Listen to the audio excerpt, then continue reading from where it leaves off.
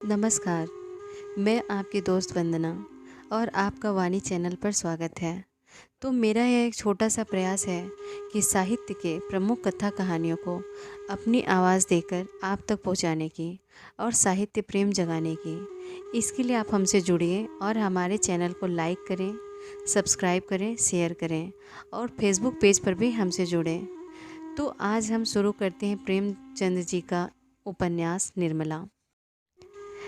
इस एक उच्छ्वास में कितना नैराश्य था, कितनी संवेदना, कितनी करुणा, कितनी दीन प्रार्थना भरी हुई थी, इसका कौन अनुमान कर सकता है। अब सारा रहस्य उसकी समझ में आ रहा था और बार बार उसका पीड़ित हृदय आर्तनाद कर रहा था, हाय ईश्वर, इतना घोर कलंक! क्या जीवन में इसी बड़ी विपत्ति की कल्पना की जा सकती है?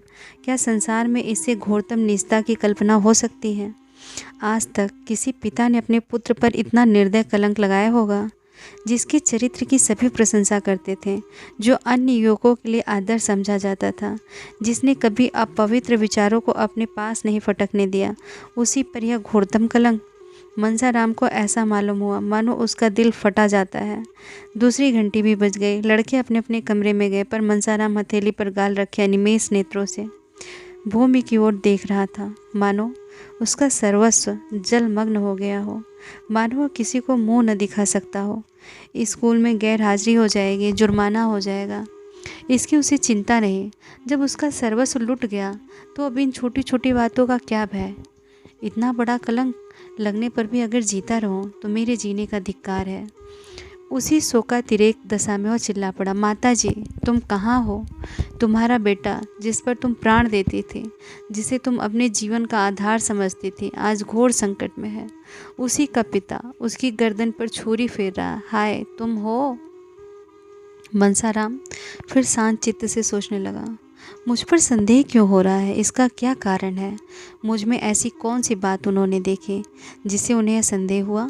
वो हमारे पिता हैं, मेरे शत्रु नहीं, जो अनायास ही मुझ पर यह अपराध लगाने बैठ जाएं। जरूर उन्होंने कोई न कोई बात देखी या सुनी है। उनका मुझ पर कितना स्नेह था, मेरे बगैर भोजन न करते थे, वही मेरे शत्रु हो जाएं, यह बात अकारण नहीं हो सकती। अच्छा, इस संदेह का बीजारोपण किस दिन हुआ? मुझे बोर्डिंग हाउस में ठहराने की बात तो पीछे की है। उस दिन रात को वह मेरे कमरे में आकर मेरी परीक्षा लेने लगे थे। उसी दिन उनकी त्योरियां बदली हुई थी। उस दिन ऐसी कौन सी बात हुई जो अप्रिय लगी हो? मैं नई अम्मा से कुछ खाने को मांगने गया था। बाबूजी उस समय वहाँ बैठे थे। हाँ, अब याद आती है। उसी वक्त उनका चेहरा तमतमा गया था। उसी दिन से नई अम्मा ने मुझसे पढ़ना छोड़ दिया। अगर मैं जानता कि मेरा घर में आना जाना, अम्मा जी से कुछ कहना सुनना और उन्हें पढ़ाना लिखाना पिताजी को बुरा लगता है, तो आज क्यों यह नौबत आती? और नई अम्मा, उन पर क्या बीत रही होगी? मंसाराम ने अब तक निर्मला की ओर ध्यान नहीं दिया था। निर्मला का ध्यान आते ही उसके रोए खड़े हो गए। हाय, उनका सरल स्नेहशील हृदय यह आघात कैसे सह सकेगा? आह, मैं कितने भ्रम में था। मैं उनके स्नेह को कौशल समझता था। मुझे क्या मालूम था कि उन्हें पिताजी का भ्रम शांत करने के लिए मेरे प्रति इतना कटु व्यवहार करना पड़ता है। आह, मैं उन पर कितना अन्याय किया। उनकी दशा तो मुझसे भी खराब हो रही होगी। मैं तो यहाँ चला आया, मगर वह कहाँ जाएंगे? जिया कहता था, उन्होंने 2 दिन से भोजन नहीं किया, हरदम रोया करती हैं। कैसे जाकर समझाऊं? वह इस अभागे के पीछे क्यों अपने सिर यह विपत्ति ले रही हैं? वह बार बार मेरा हाल पूछती हैं, क्यों बार बार मुझे बुलाती हैं?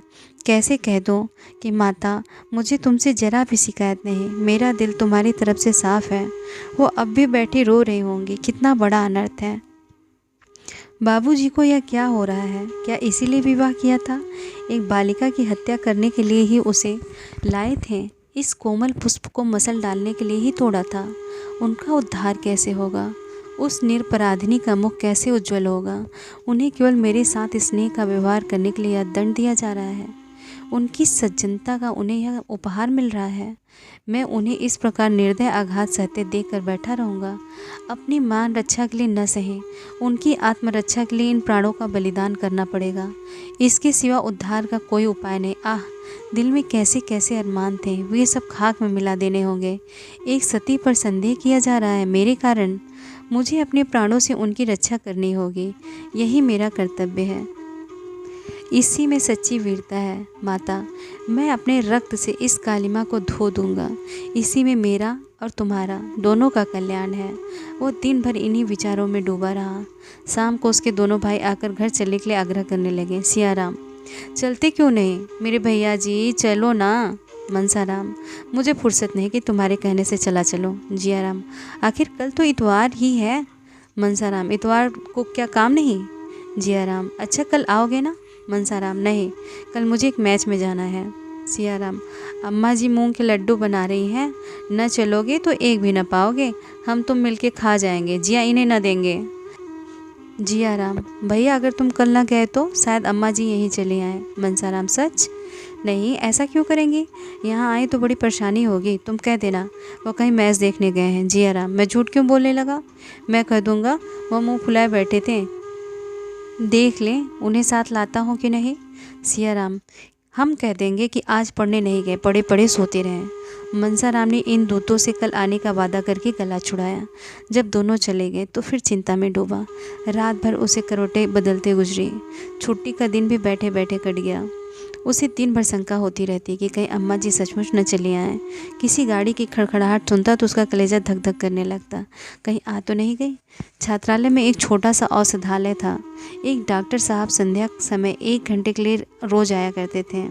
अगर कोई लड़का बीमार होता तो उसे दवा देते। आज वह आए तो मनसाराम को सोचता उनके पास जाकर खड़ा हो गया। वह मनसाराम को अच्छी तरह जानते थे। उसे देखकर आश्चर्य से बोले, यह तुम्हारी क्या हालत है जी? तुम तो मानो गले जा रहे हो।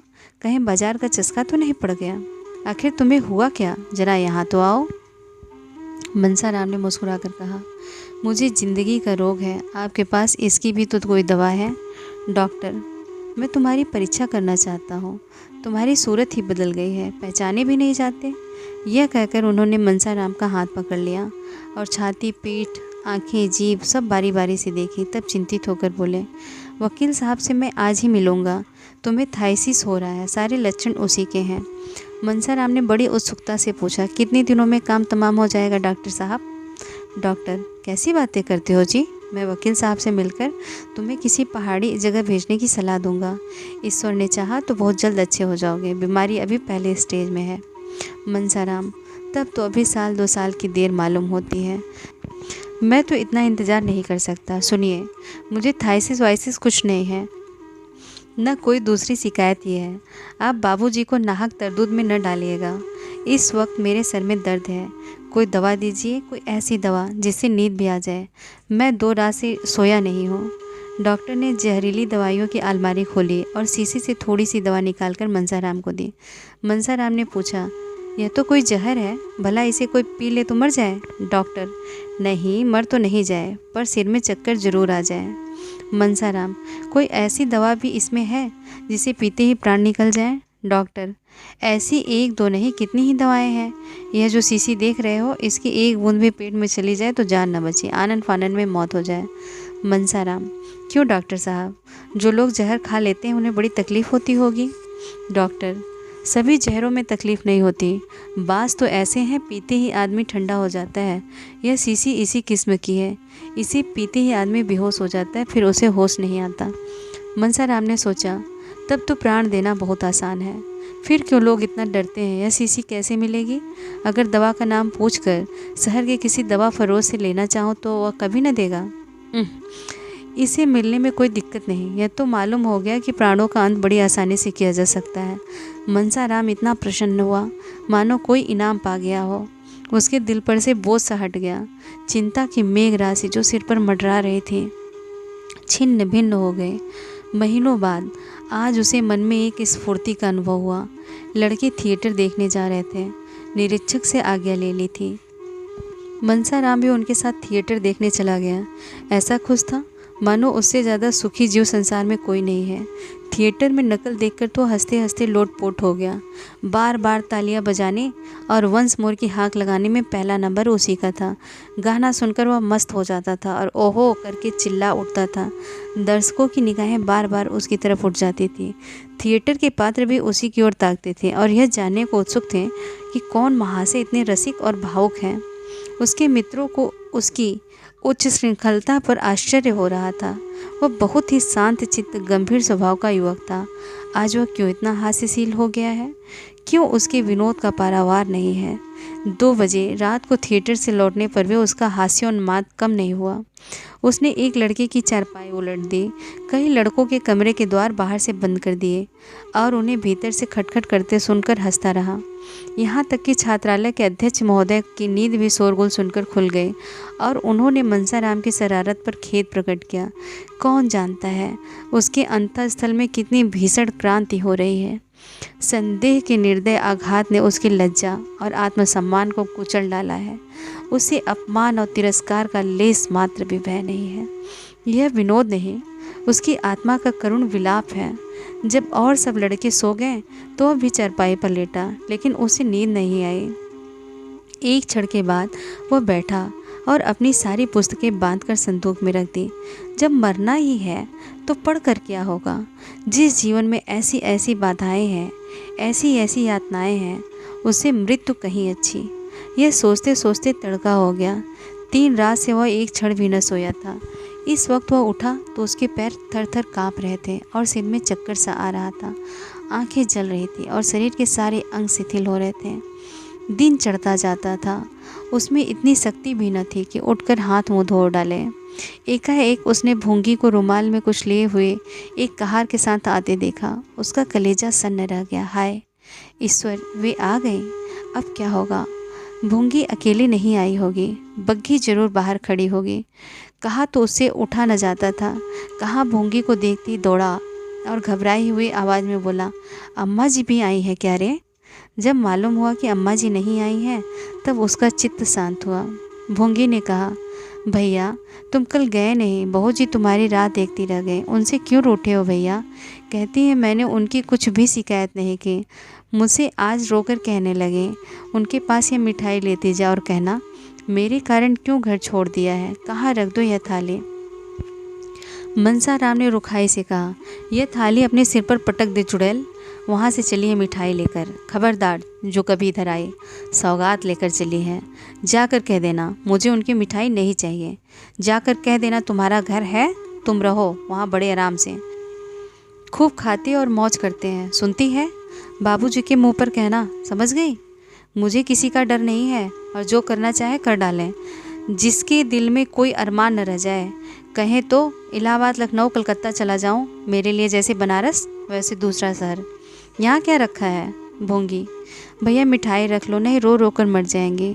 सच मानो रो रो कर मर जाएंगे। मनसाराम ने आंसुओं के उठते हुए बेग को दबाकर कहा, मर जाएंगी मेरी बला से? कौन मुझे बड़ा सुख दे दिया है जिसके लिए पछताऊँ? मेरा तो उन्होंने सर्वनाश कर दिया। कह देना मेरे पास कोई संदेश न भेजें, कुछ ज़रूरत नहीं।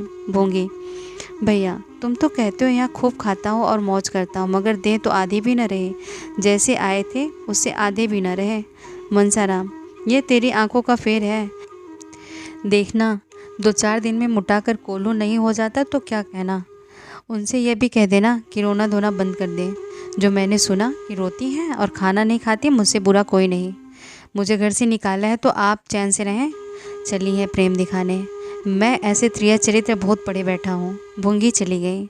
मनसाराम को उसे बात करते ही कुछ ठंड मालूम होने लगी। यह अभिनय करने के लिए उसे अपने मनोभाव को जितना दबाना पड़ा था वह उसके लिए असाध्य था। उसका आत्मसम्मान उसे इस कुटिल व्यवहार का जल्द से जल्द अंत कर देने के लिए बाध्य कर रहा था। पर इसका परिणाम क्या होगा? निर्मला क्या यह आघात सह सकेगी? अब तक वह मृत्यु की कल्पना करते समय किसी अन्य प्राणी का विचार न करता था, पर आज एकाएक ज्ञान हुआ कि मेरे जीवन के साथ एक और प्राणी का जीवन सूत्र भी बंधा हुआ है। निर्मला यह समझेगी कि मेरी निष्ठुरता ही ने इसकी जान ले ले, यह समझकर उसका कोमल हृदय फट न जाएगा। उसका जीवन तो अब भी संदेह के संकट में है, संदेह के कठोर पंजे में फंसी हुई है। अबला क्या अपने आप को हत्यारनी समझकर बहुत दिन तक जीवित रह सकती है? मनसाराम ने चारपाई पर लेटकर लिहाफ ओढ़ लिया। फिर भी सर्दी से कलेजा काँप रहा था। थोड़ी देर में उसे जोर से ज्वर चढ़ गया। वह बेहोश हो गया। इस अचेत दशा में उसे भांति भांति के स्वप्न दिखाई देने लगे। थोड़ी थोड़ी देर के बाद चौंक पड़ता, आंखें खुल जाती, फिर बेहोश हो जाता। सहसा वकील साहब की आवाज़ सुनकर वह चौंक पड़ा। हाँ, वकील साहब की आवाज़ थी। उसने लिहाफ फेंक दिया और चारपाई से उतरकर नीचे खड़ा हो गया। उसके मन में एक आवेग हुआ कि इस वक्त इनके सामने प्राण दे दो। उसे ऐसा मालूम हुआ कि मैं मर जाऊं तो इन्हें सच्ची खुशी होगी। शायद इसीलिए वह देखने आए हैं कि मेरे मरने में कितनी देर है। वकील साहब ने उसका हाथ पकड़ लिया जिससे वह गिर न पड़े और पूछा, कैसी तबीयत है लल्लू? लेटे क्यों न रहे? लेट न जाओ, तुम खड़े क्यों हो? बंसाराम, मेरी तबीयत तो बहुत अच्छी है, आपको व्यर्थ ही कष्ट हुआ। मुंशी जी ने कुछ जवाब न दिया। लड़की की दशा देखकर उनकी आंखों से आंसू निकल आए। वह हिष्ट पुष्ट बालक जिसे देखकर चित्त प्रसन्न हो जाता था, अब सूख कर कांटा हो गया था। 5-6 दिन में ही वह इतना दुबला हो गया था कि उसे पहचानना कठिन था। मुंशी जी ने उसे आहिस्ता से चारपाई पर लिटा दिया और लिहाफ अच्छी तरह से उड़ाकर सोचने लगे कि अब क्या करना चाहिए, कहीं लड़का हाथ से तो नहीं जाएगा। यह ख्याल करके वह शोक विह्वल हो गए और स्टूल पर बैठकर फूट फूट कर रोने लगे। मंसाराम भी लिहाफ में मुंह लपेटे रो रहा था। अभी थोड़े ही दिनों पहले उसे देखकर पिता का हृदय गर्व से फूल उठता था, लेकिन आज उसे इस दारुण दशा में देखकर भी वो सोच रहे हैं कि इसे घर ले जाओ या नहीं। क्या यहाँ दवा नहीं हो सकती? मैं यहाँ 24 घंटे बैठा रहूँगा। डॉक्टर साहब यहाँ हैं ही, कोई दिक्कत न होगी। घर से चलने में उन्हें बाधाएं ही बाधाएं दिखाई देती थी। सबसे बड़ा भय यह था कि वहाँ निर्मला इसके लिए हरदम बैठी रहेगी और मैं मना न कर सकूँगा। यह उनके लिए असह्य था। इतने में अध्यक्ष ने आकर कहा, मैं समझता हूँ आप इन्हें अपने साथ ले जाएं। गाड़ी है ही, कोई तकलीफ़ न होगी। यहाँ अच्छी तरह देखभाल न हो सकेगी। मुंशी जी, हाँ आया तो मैं इसी ख्याल से था, लेकिन इनकी हालत बहुत ही नाजुक मालूम होती है। जरा सी असावधानी होने से सरसाम हो जाने का भय है। अध्यक्ष, यहाँ से इन्हें ले जाने में थोड़ी सी दिक्कत ज़रूर है, लेकिन यह तो आप खुद सोच सकते हैं कि घर पर जो आराम मिल सकता है वह यहाँ किसी तरह नहीं मिल सकता। इसके अतिरिक्त किसी बीमार लड़के को यहाँ रखना नियम विरुद्ध भी है। मुंशी जी, कहिए तो मैं हेडमास्टर से आज्ञा ले लूँ। मुझे इनका यहाँ से इस हालत में ले जाना किसी तरह मुनासिब नहीं मालूम होता। अध्यक्ष ने हेडमास्टर का नाम सुना तो समझे कि यह महाशय धमकी दे रहे हैं। जरा तिनक कर बोले, हेडमास्टर नियम विरुद्ध कोई बात नहीं कर सकते। मैं इतनी बड़ी जिम्मेदारी कैसे ले सकता हूँ? अब क्या हो, क्या घर ले जाना ही पड़ेगा? यहाँ रखने का तो यह बहाना था कि ले जाने से बीमारी बढ़ जाने की शंका है। यहाँ से ले जाकर अस्पताल में ठहराने का कोई बहाना नहीं है। जो सुनेगा वह यही कहेगा कि डॉक्टर की फीस बचाने के लिए लड़के को अस्पताल फेंका है। पर अब ले जाने के सिवा और कोई उपाय न था। अगर अध्यक्ष महोदय इस वक्त रिश्वत लेने पर तैयार हो जाते तो शायद 2-4 साल का वेतन ले लेते, लेकिन कायदे के पाबंद लोगों में इतनी बुद्धि, इतनी चतुराई कहाँ। अगर इस वक्त मुंशी जी को कोई आदमी ऐसा सुझाव देता जिसमें उन्हें मंसाराम को घर न ले जाना पड़े तो आजीवन उसका एहसान मानते। सोचने का समय भी न था। अध्यक्ष महोदय शैतान की तरह सिर पर सवार थे। विवश होकर मुंशी जी ने दोनों साइसों को बुलाया और मंसाराम को उठाने लगे। मंसाराम अर्धचेतना की दशा में था। चौंक कर बोला, क्या है, कौन है? मुंशी जी, कोई नहीं बेटा, मैं तुम्हें घर ले चलना चाहता हूँ, आओ गोद में उठा लो। मंसाराम, मुझे क्यों घर ले चलते हो? मैं वहाँ नहीं जाऊँगा। मुंशी जी, यहाँ तो रह नहीं सकते, नियम ही ऐसा है। मंसाराम, कुछ भी हो वहाँ न जाऊँगा, मुझे और कहीं ले चलिए, किसी पेड़ के नीचे, किसी झोपड़ी में, जहाँ चाहे रखिए, पर घर पर न ले चलिए। अध्यक्ष ने मुंशी जी से कहा, आप इन बातों का ख्याल न करें, यह तो होश में नहीं है। मंसाराम, कौन होश में नहीं है? मैं होश में नहीं हूँ? किसी को गालियाँ देता हूँ, दांत काटता हूँ, क्यों होश में नहीं हूँ? मुझे यहाँ पड़ा रहने दीजिए, जो कुछ होना होगा यही होगा। अगर ऐसा है तो मुझे अस्पताल ले चलिए, मैं वहाँ पड़ा रहूँगा। जीना होगा जीऊँगा, मरना होगा मरूँगा, लेकिन घर किसी तरह भी न जाऊँगा। यह जोर पाकर मुंशी जी फिर अध्यक्ष की मिन्नतें करने लगे, लेकिन वह कायदे का पाबंद आदमी कुछ सुनता ही न था। अगर छूत की बीमारी हुई और किसी दूसरे लड़के को छूत लग गई तो कौन उसका जवाब दे होगा। इस तर्क के सामने मुंशी जी की कानूनी दलीलें भी मात हो गईं। आखिर मुंशी जी ने मंसाराम से कहा, बेटा तुम्हें घर चलने से क्यों इनकार हो रहा है? वहाँ तो सब तरह का आराम रहेगा। मुंशी जी ने कहने को तो यह बात कह दी, लेकिन डर रहे थे कि कहीं सचमुच मंसाराम चलने पर राजी न हो जाए। मंसाराम को अस्पताल में रखने का कोई बहाना खोज रहे थे और उसकी जिम्मेदारी मंसाराम ही के सिर डालना चाहते थे। यह अध्यक्ष के सामने की बात थी। वह इस बात की साक्षी दे सकते थे कि मंसाराम अपनी जिद से अस्पताल जा रहा है। मुंशी जी का इसमें लेस मात्र भी दोष नहीं। मनसाराम ने झल्लाकर कहा, नहीं नहीं, 100 बार नहीं, मैं घर नहीं जाऊंगा, मुझे अस्पताल ले चलिए और घर के सब आदमियों को मना कर दीजिए कि कोई मुझे देखने ना आए। मुझे कुछ नहीं हुआ है, बिल्कुल बीमार नहीं हूँ, आप मुझे छोड़ दीजिए, मैं अपने पाँव से चल सकता हूँ। वह उठ खड़ा हुआ और उन्मत्त की भांति द्वार की ओर चला, लेकिन पैर लड़खड़ा गए। यदि मुंशी जी ने संभाल न लिया होता तो उसे बड़ी चोट आती। दोनों नौकरों की मदद से मुंशी जी ने उसे बग्घी के पास लाए और अंदर बैठा दिया। गाड़ी अस्पताल की ओर चली। वही हुआ जो मुंशी जी चाहते थे। इस शोक में भी उनका चित्त संतुष्ट था। लड़का अपनी इच्छा से अस्पताल जा रहा था। क्या यह इस बात का प्रमाण नहीं था कि घर में उसे कोई स्नेह नहीं है? क्या इसे यह सिद्ध नहीं होता कि मनसाराम निर्दोष है? वो उसके ऊपर अकारण ही भ्रम कर रहे थे। लेकिन जरा ही देर में इस तुष्टि की जगह उनके मन में ग्लानि का भाव जागृत हुआ। वह अपने प्राण प्रिय पुत्र को घर न ले जाकर अस्पताल लिए जा रहे थे। उनकी विशाल भवन में उनके पुत्र के लिए जगह न थी। इस दशा में जबकि उसका जीवन संकट में पड़ा हुआ था। कितनी विडंबना है। एक क्षण के बाद एकाएक मुंशी जी के मन में प्रश्न उठा, कहीं मनसाराम उनके भाव को ताड़ तो नहीं गया? इसलिए तो उसे घर से घृणा नहीं हो गई। अगर ऐसा है तो गजब हो जाएगा। उस अनर्थ की कल्पना ही से मुंशी जी के रोए खड़े हो गए और कलेजा धक धक करने लगा। हृदय में एक धक्का सा लगा। अगर इस ज्वर का कारण यही है तो ईश्वर ही मालिक हैं। इस समय उनकी दशा अत्यंत दयनीय थी। वह आग जो उन्होंने अपने ठिठुरे हुए हाथों को सेकने के लिए जलाई थी, अब उनके घर में लगी जा रही थी। इस करुणा, शोक, पश्चाताप और आशंका से उनका चित्त घबरा उठा।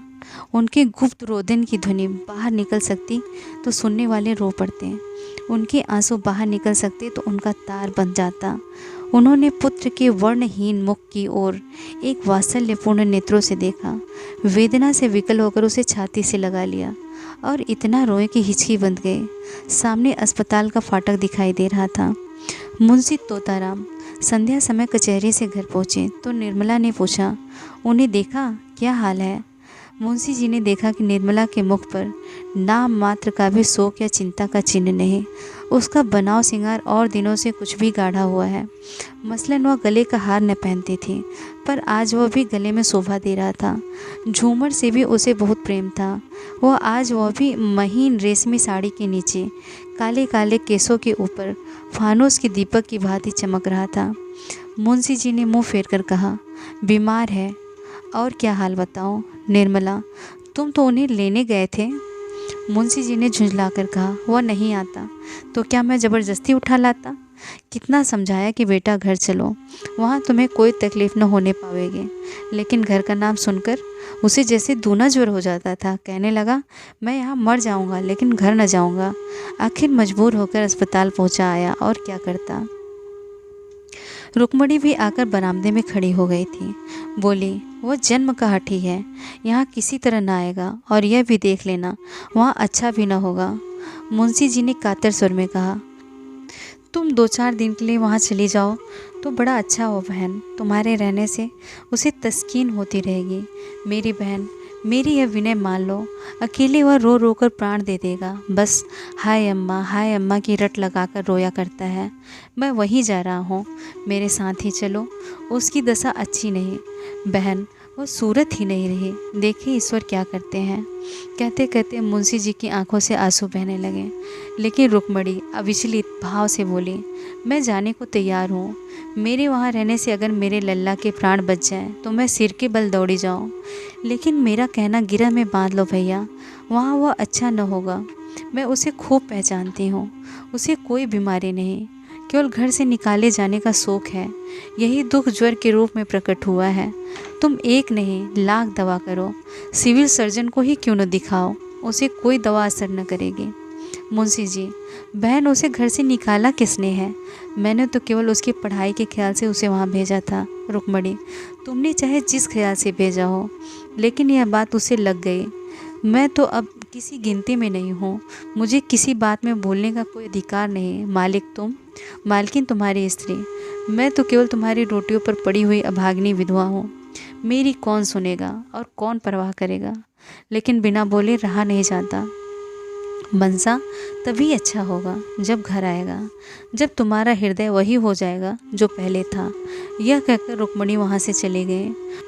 उनकी ज्योतिहीन पर अनुभवपूर्ण आंखों के सामने जो चरित्र हो रहे थे, उनका रहस्य वह खूब समझती थी और उनका सारा क्रोध निरपराधिनी निर्मला पर ही उतरता था। इस समय भी वह कहते कहते रुक गई कि जब तक यह लक्ष्मी जी इस घर में रहेंगी, इस घर की दशा बिगड़ती ही जाएगी। उसको प्रकट रूप से न कहने पर भी उसका आशय मुंशी जी समझ गए थे। उनके चले जाने पर मुंशी जी ने सर झुका लिया और सोचने लगे। उन्हें अपने ऊपर इस समय इतना क्रोध आ रहा था कि दीवार से सर पटक कर प्राणों का अंत कर दें। उन्होंने क्यों विवाह किया था? विवाह करने की क्या जरूरत थी? ईश्वर ने उन्हें एक नहीं तीन पुत्र दिए थे। उनकी अवस्था भी 50 के लगभग पहुंच चुकी थी। फिर उन्होंने क्यों विवाह किया? क्या इसी बहाने ईश्वर को उनका सर्वनाश करना मंजूर था? उन्होंने सिर उठाकर एक बार निर्मला की साहस पर निश्चल मूर्ति देखी और अस्पताल चले गए। निर्मला की साहस छवि ने उनका चित्त शांत कर दिया था। आज कई दिनों के बाद उन्हें शांति मैसर हुई थी। प्रेम पीड़ित हृदय इस दशा में क्या इतना शांत और अविचलित रह सकता है? नहीं, कभी नहीं। हृदय की चोट भाव कौशल से नहीं छिपाई जा सकती। अपने चित्त की दुर्बलता पर इस समय उन्हें अत्यंत क्षोभ हुआ। उन्होंने अकारण ही संदेह को हृदय में स्थान देकर इतना अनर्थ किया। मनसाराम की ओर से भी उनका मन निशंक हो गया। हाँ, उसकी जगह अब एक नई शंका उत्पन्न हो गई। क्या मनसाराम भाग तो नहीं गया? क्या भाग कर ही तो घर आने से इनकार नहीं कर रहा है? अगर वह भाग गया है तो महान अनर्थ हो जाएगा। उसकी कल्पना ही उनका मन दहल उठा। उनकी देह की सारी हड्डियां मानो इस हाहाकार पर पानी डालने के लिए व्याकुल हो उठी। उन्होंने कोचवान से घोड़े को तेज चलाने को कहा। आज कई दिनों के बाद उनके हृदय मंडल पर छाया हुआ सघन घन फट गया था और प्रकाश की लहरें अंदर से निकलने के लिए व्यग्र हो रही थी। उन्होंने बाहर से निकाल कर देखा, कोचवान सो तो नहीं रहा है। घोड़े की चाल उन्हें इतनी मंद कभी मालूम न हुई थी। अस्पताल पहुंचकर वह लपके हुए मनसाराम के पास गए। देखा तो डॉक्टर साहब उसके सामने चिंता में मगन खड़े थे। मुंशी जी के हाथ पांव फूल गए, मुंह से शब्द न निकल सका। भरभराई हुई आवाज़ में बड़ी मुश्किल से बोले, क्या हाल है डॉक्टर साहब? यह कहते कहते वह रो पड़े। और जब डॉक्टर साहब को उनके प्रश्न का उत्तर देने में एक क्षण का विलम्ब हुआ, तब तो उनके प्राण नहों में समा गए। उन्होंने पलंग पर बैठकर अचेत बालक को गोद में उठा लिया और बालक की भांति सिसक सिसक कर रोने लगे। मनसाराम की देह तवे की तरह जल रही थी। मनसाराम ने एक बार आंखें खोली। आह, कितनी भयंकर और उसके साथ ही कितनी क्रूर दृष्टि थी। मुंशी जी ने बालक को कंठ से लगाकर डॉक्टर से पूछा, क्या हाल है साहब? चुप क्यों है? डॉक्टर ने संदिग्ध स्वर से कहा, हाल जो कुछ है वह आप देख ही रहे हैं। 106 डिग्री का ज्वर है और मैं क्या बताऊं, अभी ज्वर का प्रकोप बढ़ता ही जाता है। मेरे किए जो कुछ हो सकता है कर रहा हूँ। ईश्वर मालिक है। जब से आप गए हैं मैं 1 मिनट के लिए भी यहाँ से नहीं हिला, भोजन तक नहीं कर सका। हालत इतनी नाजुक है कि 1 मिनट में क्या हो जाएगा नहीं कहा जा सकता। यह महाज्वर है, बिल्कुल होश नहीं है। रह रहकर डिलीरियम का दौरा सा हो जाता है। क्या घर में उन्हें किसी ने कुछ कहा है? बार बार अम्मा जी तुम कहाँ हो, यही आवाज़ मुँह से निकली है। डॉक्टर साहब यह कह ही रहे थे कि सहसा मनसाराम उठकर बैठ गया और धक्के से मुंशी जी को चारपाई के नीचे ढकेलकर उन्मत्त स्वर से बोला, क्यों धमकाते हैं आप? मार डालिए, मार डालिए, अभी मार डालिए। तलवार नहीं मिलती, रस्सी का फंदा है या वह भी नहीं, मैं अपने गले में लगा लूँगा। हाय अम्मा जी तुम कहाँ हो? यह कहते कहते वह फिर अचेत होकर गिर पड़ा। मुंशी जी एक क्षण तक मनसाराम की शिथिल मुद्रा की ओर व्यथित नेत्रों से ताकते रहे। फिर सहसा उन्होंने डॉक्टर साहब का हाथ पकड़ लिया और अत्यंत दीनतापूर्ण आग्रह से बोले, डॉक्टर साहब इस लड़के को बचा लीजिए, ईश्वर के लिए बचा लीजिए, नहीं तो मेरा सर्वनाश हो जाएगा। मैं अमीर नहीं हूँ, लेकिन आप जो कुछ कहेंगे वह हाजिर करूँगा। इसे बचा लीजिए। आप बड़े से बड़े डॉक्टर को बुलाइए और उनकी राय लीजिए, मैं सब खर्च कर दूँगा। इसकी यह दशा अब नहीं देखी जाती। हाय मेरा बेटा। डॉक्टर साहब ने करुण स्वर में कहा, बाबू साहब मैं आपसे सत्य कह रहा हूँ कि मैं इनके लिए अपनी तरफ से कोई बात उठा नहीं रखा हूँ। अब आप दूसरे डॉक्टरों से सलाह लेने को कहते हैं। अभी डॉक्टर लारी, डॉक्टर भाटिया और डॉक्टर माथुर को बुलाता हूँ। विनायक शास्त्री को भी बुला लेता हूँ, लेकिन मैं आपको व्यर्थ का आश्वासन नहीं देना चाहता, हालत नाजुक है। मुंशी जी ने रोते हुए कहा, नहीं डॉक्टर साहब, यह शब्द मुँह से न निकालिए। हालत इसके दुश्मनों की नाजुक हो, ईश्वर मुझ पर इतना कोप न करेंगे। आप कलकत्ता और बम्बई के डॉक्टरों को तार दीजिए, मैं ज़िंदगी भर आपकी गुलामी करूँगा। यही मेरे कुल का दीपक है, यही मेरे जीवन का आधार है। मेरा हृदय फटा जा रहा है, कोई ऐसी दवा दीजिए जिससे इसे होश आ जाए। मैं ज़रा अपने कानों से इसकी बातें सुनो, जानो उसे क्या कष्ट हो रहा है। हाय मेरा बच्चा। डॉक्टर, आप ज़रा दिल को तस्कीन दीजिए, आप बुजुर्ग आदमी हैं। यूँ हाय हाय करने और डॉक्टरों की फ़ौज जमा करने से कोई नतीजा न निकलेगा। शांत होकर बैठिए, मैं शहर के लोगों को बुला रहा हूँ, देखिए क्या कहते हैं। आप तो खुद ही बदहवास हुए जाते हैं मुंशी जी। अच्छा डॉक्टर साहब, मैं अब न बोलूँगा, ज़बान तब तक न खोलूँगा, आप जो चाहे करें। बच्चा अब आपके हाथ में है, आप ही उसकी रक्षा कर सकते हैं। मैं इतना ही चाहता हूँ कि ज़रा इसे होश आ जाए, मुझे पहचान ले, मेरी बातें समझने लगे। क्या कोई ऐसी संजीवनी बूटी नहीं, मैं इससे दो चार बातें कर लेता। यह कहते कहते मुंशी जी आवेश में आकर मनसाराम से बोले, बेटा ज़रा आंखें खोलो, कैसा जी है।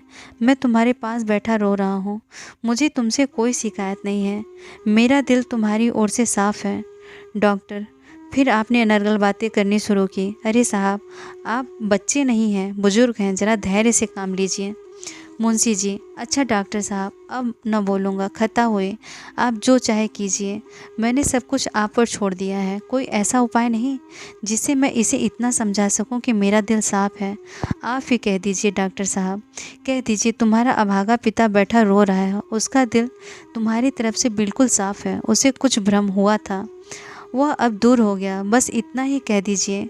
मैं और कुछ नहीं चाहता, मैं चुपचाप बैठा हूँ, ज़बान को नहीं खोलता, लेकिन आप इतना ज़रूर कह दीजिए। डॉक्टर, ईश्वर के लिए बाबू साहब ज़रा सब्र कीजिए, वरना मुझे मजबूर होकर आपसे कहना पड़ेगा कि घर जाइए। मैं ज़रा दफ्तर में जाकर डॉक्टरों को खत लिख रहा हूँ, आप चुपचाप बैठे रहिएगा। निर्दयी डॉक्टर, जवान बेटे की यह दशा देखकर कौन पिता है जो धैर्य से काम लेगा। मुंशी जी बहुत गंभीर स्वभाव के मनुष्य थे, यह भी जानते थे कि इस वक्त हाय हाय मचाने से कोई नतीजा नहीं, लेकिन फिर भी इस समय शांत बैठना उनके लिए असंभव था। अगर दैव गति से बीमारी होती तो वह शांत हो सकते थे, दूसरों को समझा सकते थे, खुद डॉक्टरों को बुला सकते थे, लेकिन क्या यह जानकर भी धैर्य रख सकते थे कि यह सब मेरी लगाई हुई आग है। कोई पिता इतना वज्र हृदय हो सकता है? उनका रोम रोम इस समय उन्हें धिक्कार रहा था। उन्होंने सोचा, मुझे यह दुर्भावना उत्पन्न ही क्यों हुई, मैंने क्यों बिना किसी प्रत्यक्ष प्रमाण के ऐसी भीषण कल्पना कर डाली। अच्छा, मुझे इस दशा में क्या करना चाहिए था? जो कुछ उन्होंने किया उसके सिवा वह और क्या करते, इसका निश्चय वह न कर सके। वास्तव में विवाह के बंधन में पड़ना ही मैंने अपने पैरों में कुल्हाड़ी मारना था। हाँ, यही सारे उपद्रव की जड़ है। मगर मैंने यह कोई अनोखी बात नहीं की, सभी स्त्री पुरुष विवाह करते हैं, उनका जीवन आनंद से कटता है, आनंद की इच्छा से ही तो हम विवाह करते हैं। मोहल्ले में सैकड़ों आदमियों ने दूसरी, तीसरी, चौथी, यहाँ तक कि सातवीं शादियाँ की हैं, और वे मुझसे भी कहीं अधिक अवस्था में हैं। वह जब तक जिए आराम ही से जिए, यह भी नहीं हुआ कि सभी स्त्री से पहले मर गए हों। दुहास तिहाज होने पर भी कितने ही फिर रंडवे हो गए। अगर मेरी जैसी दशा सबकी होती तो विवाह का नाम ही कौन लेता। मेरे पिताजी ने 55वें वर्ष में विवाह किया था और मेरे जन्म के समय उनकी अवस्था 60 से कम न थी। हाँ, इतनी बात ज़रूर है कि तब और अब में कुछ अंतर हो गया है। पहले स्त्रियां पढ़ी लिखी ना होती थीं, पति चाहे कैसा हो उसे पूज्य समझती थीं। यह बात हो कि पुरुष सब कुछ देखकर भी बेहयाई से काम लेता हो, अवश्य यही बात है। जब युवक वृद्धा के साथ प्रसन्न नहीं रह सकता तो युवती क्यों किसी वृद्ध के साथ प्रसन्न रहने लगे। लेकिन मैं तो ऐसा कुछ बुढ़ा न था, मुझे देखकर कोई 40 से अधिक नहीं बता सकता।